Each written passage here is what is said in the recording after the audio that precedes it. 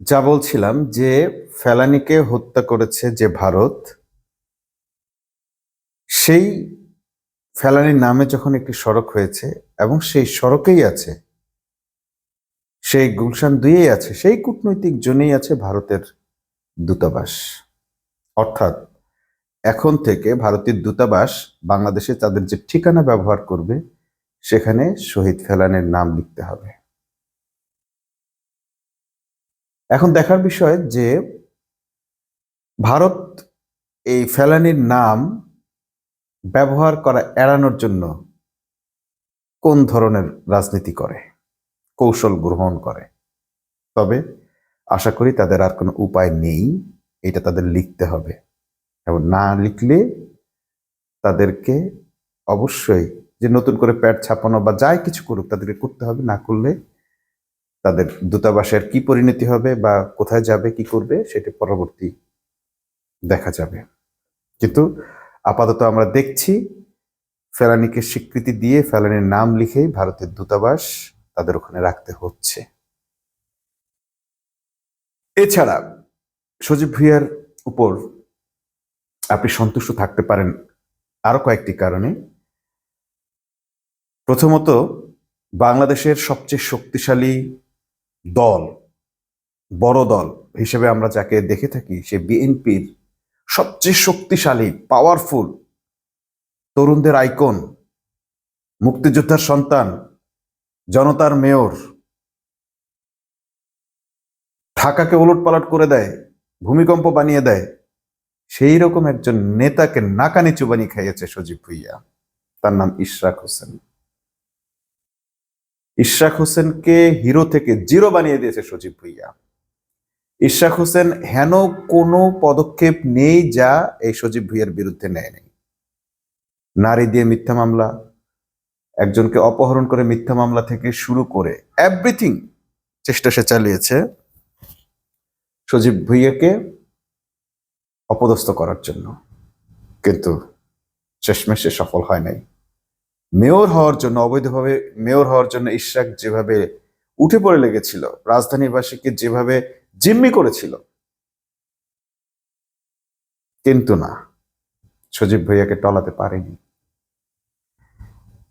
হ্যাঁ, সরকারি press note বা সরকারি ভাবে সজীব ভুঁইয়া আদৌ এটা সজীব ভুঁইয়া করেছে কি করেনি সে প্রশ্নে আমি যাব না, কিন্তু জনগণের কাছে ইশরাক কিংবা বিএনপি যেভাবে উপস্থাপন করেছে বা জনগণের সেন্টিমেন্ট যা বলছে, পারসেপশন যেটা, সেটা হচ্ছে যে ইশরাককে ঠেকিয়েছে এই সজীব ভুঁইয়া। আরো কাউকে কাকে কাকে ঠেকিয়েছে দেখেন, বাংলাদেশের মানুষের কলিজায় যারা আঘাত করে, সফট টাচ করে, আওয়ামী লীগের সফট যে ভার্সনগুলো ছিল সবগুলোকেই মোটামুটি এক হাত দেখিয়েছে সজীব ভুঁইয়া। সাকিবের কথা মনে আছে, তরুণরা, খেলোয়াড়রা, অর্থাৎ আওয়ামী লীগের সফট যে সমর্থকরা রয়েছে, সফটলি যারা আওয়ামী লীগকে সমর্থন করে, মিডিয়া, সবাই চেয়েছে সাকিবকে ফেরাতে, সাকিবের অবদান তুলে ধরতে। আমার মনে আছে বিপ্লবীদের মধ্য থেকেও অনেকে সাকিবের পক্ষে চলে গেছে, কিন্তু সেই সাকিবকে প্রতিহত করেছে আসিফ মাহমুদ সজীব ভুঁইয়া। তারপরে আওয়ামী লীগের গুড় খাওয়া, ঘি খাওয়া তামিমকেও বিসিবির চেয়ারম্যান হওয়া থেকে আটকিয়েছে।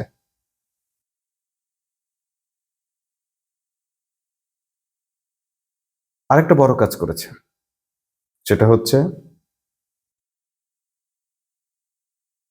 যদিও এটাতে ভারতের ব্যাপক আপত্তি ছিল, ভারত নানাভাবে এটার বিরুদ্ধে ঘোট করার চেষ্টা করেছে, কিন্তু তারপরও ক্রীড়া মন্ত্রণালয়ের অধীনে যুবকদেরকে আত্মরক্ষার কৌশল শেখানোর কাজটা আসিফ মাহমুদ সজীব ভুঁইয়া চালু করে দিয়ে গেছে, এই প্রজেক্ট পাশ করেছে।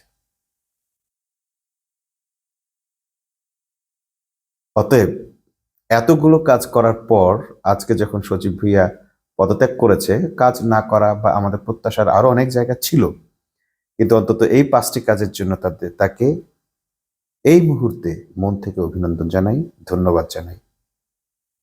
এইটুকু কৃতজ্ঞতা আমাদের জানানো উচিত। সে যতটুকু করেছে, যেটুকু ভালো করেছে সেটুকু বলা। এখন আমি আপনাদেরকে বলবো সর্বশেষ যে কারণে তার প্রতি আমাদের কৃতজ্ঞতা, সেটি হচ্ছে শাপলা হত্যাকাণ্ডের শহীদদের প্রতি অনুদানের ব্যবস্থা করা।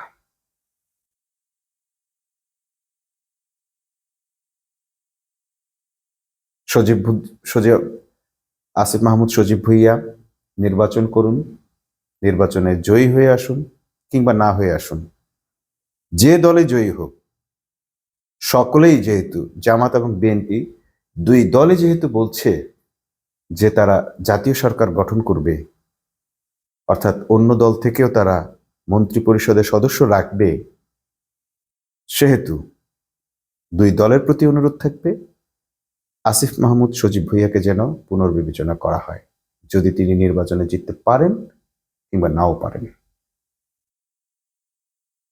সবাইকে ধন্যবাদ।